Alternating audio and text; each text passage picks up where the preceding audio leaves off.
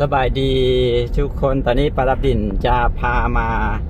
เลาะตลาดลาวซี่เนาะจะพามาเบิ่งบรรยากาศที่ตลาดเด้อเนาะนี่คือถนนที่จะเข้าไปสู่ในเมืองนครหลวงเวียงจันทร์นะแต่ว่าเขาจะมาเลาะตลาดนี่เนาะตลาดลาวซี่ถือว่าเป็นตลาดใหญ่นะเดี๋ยวมาเบิ่งกัน บรรยากาศที่ตลาด9 โมงครึ่งแล้วตอนนี้9 โมง 30 นาทีแล้วปารับดินมาตลาดสวยขนาดเลยแต่ว่าก็ยังเห็นมีคนหลายอยู่เลย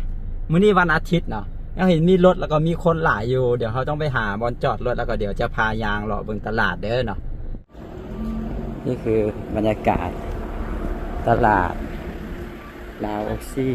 โอ้เจ้าขายมักโมหลายขนาดเลยตอนนี้มักโมมักแต่งลายซะแล้วบ่ได้ดินมามักแต่งลายก็บ่ไกลลายเบิ่งมักเกี้ยง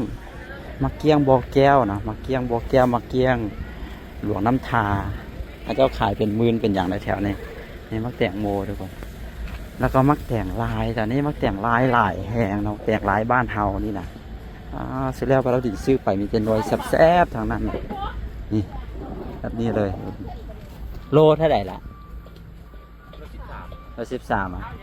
เอาเป็นหมื่นเท่าไหร่ก็10,000,000 เอามือนั้นบาราดินมาซื้อ10,000,000ละแสนมือนี้มันขึ้นแล้ววะมันขึ้นแล้วเดี๋ยวยางรอเบิ่งกันอะไรก็บออยากได้แต่10,000 เดียวซื้อได้แต่10,000 เดียวไปกินซื้อ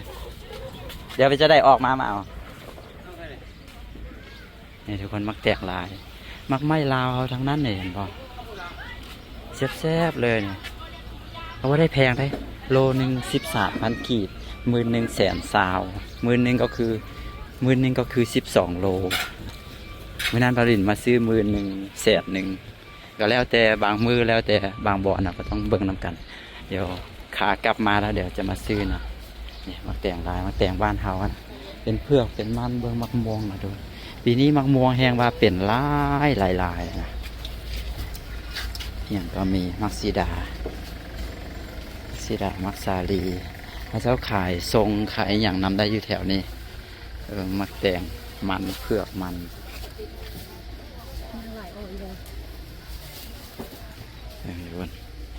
ประเด็นมาตอนสวยแล้วคนบ่หลายถ้าเป็นตอนเช้าคนจะหลายเนาะนี่เอามา9 โมงครึ่งจะ10 โมงแล้วเอามาของอยู่ของกินเต็มบ้านเฮานะของสดๆจากสวนไม้ในนอรันวันนี้7 บาทโลเท่าไหร่แล้วตอนนี้นอรัน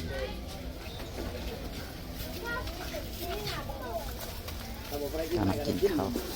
โลเท่าไหร่กะโล18อ๋อเดี๋ยวแบ่งกันโล18 2 โล 35โล18ก็คือยังบ่ทันปอกเชื่อนะเลยหมอกมากไหมม่วงโล20นอรังเป็นนอน้อยนะเป็นนอน้อยแบบไม่เป็นนอใหญ่โลเท่าไหร่รุดแน่ก็ว่าได้ปะเขาได้รุด2 ขีดที่ไหนเขาจะขายโล20หมดแล้วเดี๋ยวครับมันคือน้อยมันบ่มีตัวใหญ่เนาะ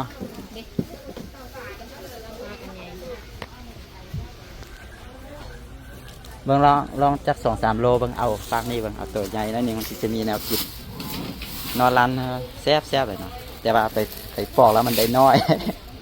กาบมันหลายนะนอนี่3 โลได้โลนึงไปปอก3 โลได้โลนึงอ่ะอ๋อถ้า3 โลแล้วได้โลนึงนี่มันพอแกงอยู่ว่ะพอแกงหัวใหญ่แกงใส่อันซีนกระดูกหมูอย่างซีเนาะได้หลายเอา3 โลเนาะประมาณนั้นบางคนมักหน่อน้อยนะเดี๋ยวหน่อน้อยคือสูงโอ้ว่ะเขาจะว่าหน่อน้อยมันแซ่บมันอ่อนอ๋อ3 กิโล3 โลได้เนาะเอา4 โลแล้วจ้ะย่ามันเราพอกิน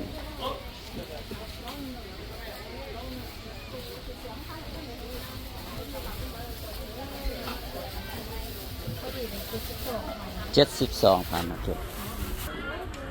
เดี๋ยวเขาฝากนอไว้น้ำเขาเดี๋ยวมาหาซื้อปลาซื้ออย่างมันก็มันงงมากให้แนวอยู่แนวกินประเทศลาวเขาอุดมสมบูรณ์เนาะพื้นที่ตั้งแต่เหนือฮอดใต้นี่สามารถปลูกพืชผักนานาชนิดได้นะก็เลยละส่วนหนึ่งก็มาจากต่างประเทศนะแต่ว่าหลักๆก็คือเป็นหมากไม้เป็นอย่างมาจากประเทศเรานี่แหละนะปลูกอยู่ตามกาซีตามบางเวียงเขานี่แหละนะ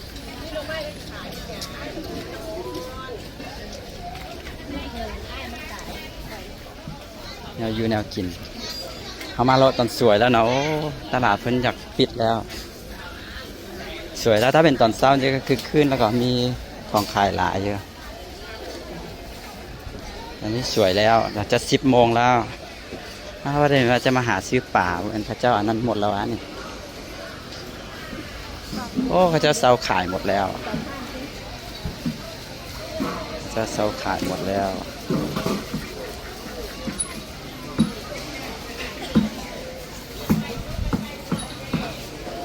เอาไว้ครับมันเซาขายแล้วเนี่ย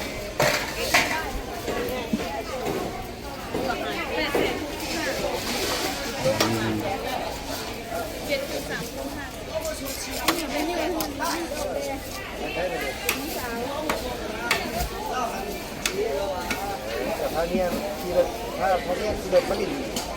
คนจะมาเอาที่ทั้งสิ้น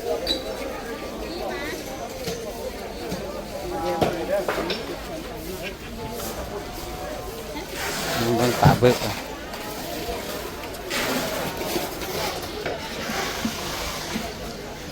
อันนี้เป็นป่าอย่างก็ เป็นป่าน้ำดอกไม้ ป่าน้ำดอกไม้ นี่แหละนี่ก็ช่วยตะลิง โลเท่าไหร่ต่อแบบนี้ โลละ45 มันเอาไปเฮ็ดอะไรกินอันนี้ป่าอันนี้ จุ่มไปก้อย แล้วอันนี้เด้ ก็เครื่อง ก็เครื่องโลเท่าไหร่ละ เส้น35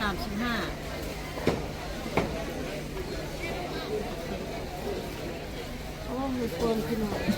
เอาปลาอย่างไปเฮ็ดกินอันนี้ มีหลายอย่าง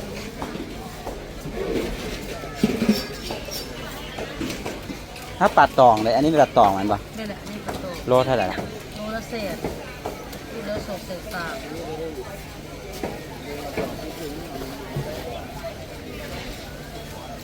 โลละ100,000 โลละเศษพูดแล้ว2เศษ3อันนี้คือขูดแล้ว นี่แหละ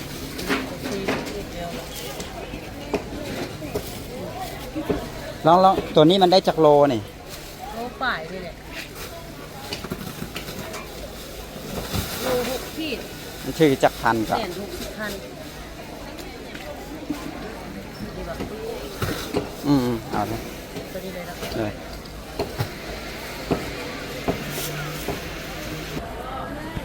ปลาดาวดินมาสวยแล้วบ่มีอย่างแบบป่าว่าจะมาซื้อปลาไปให้ข้าเจ้าแกงข้าเจ้าอันเฮ็ดเฮือนของพี่น้องของเอื้อยนะ เอื้อยที่เป็นพี่น้องกันครับเพิ่นเฮ็ดเฮือนเราบ่ได้ไปซวยเพิ่นก็เลยว่าจะมาหาซื้อแนวกินไปอุดหนุนเพิ่นนะแต่ว่ามาแล้วอหย่างไปก็คล้ายๆกับว่าหมดอย่างเจ็ดชิ้นหมูลาดวะโลเท่าไหร่ล่ะโล92 อันนี้เป็นชิ้นขาปะต้นขาหลัง มันแยกบ่ได้มันปะต้องขายทั้งหมดมันปะอ๋อมันแยกบ่ได้นะเป็นชิ้นเป็นน้ำมันจะต้องเอาผสมกัน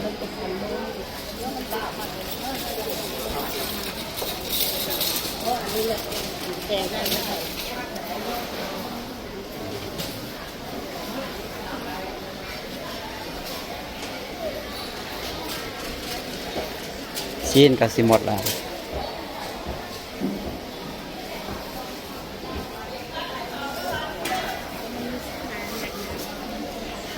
ชิ้นนี้อย่างนี่ชิ้นงัวโอ้ชิ้นควายมีชิ้นควายวะ มื่อเราจะก็ต้องวางมันอ่ะ อ๋อแถวนี้ก็จะขายผักยาวไปทางพุ่นทุกคนตลาดบักกว้างๆบักใหญ่ๆนะตลาดแล้วก็มีหลายโซนนะขายอย่างก็มีแต่ว่าน้องที่ได้ว่าเอามานะเอามาสวยแล้วก็เลยตลาดนี้ก็จะเป็นทั้งตลาดตอนเช้าตอนแรกท่านอีกก็จะขาย24 ชั่วโมงแต่มันจะมีบางโซนมีบางช่วงที่คนหลายแล้วก็ของขายหลายโดยเฉพาะตอนเช้ากับตอนแรงนะแต่ว่าตอนเช้าจะหลายกว่านี่เขาก็ได้เจ้าอีหยังต่ออีหยังหูมุยหูมายะนะบูฮู้แนวซื้อบัดใดซื้อแนวกินนะ เดี๋ยวเขาก็จะกลับไปแล้วเขาฝากนอไว้อยู่ใส่ห้อง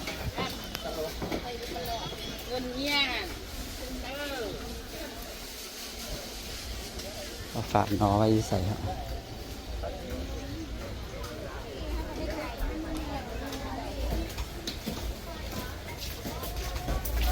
นอนรันมากหลายตอนนี้